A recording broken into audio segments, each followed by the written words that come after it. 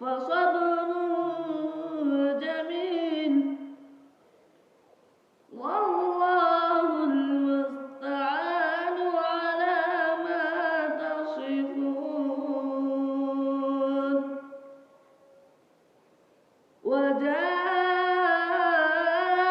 سجارة فأرسلوا واردهم فأدلى دلوه قال يا بشرى هذا غلام وأسروه بضاعة والله عليم بما يعملون.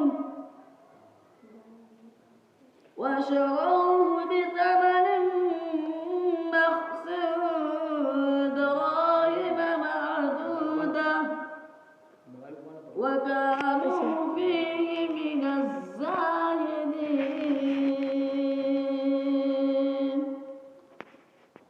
صدق الله العظيم.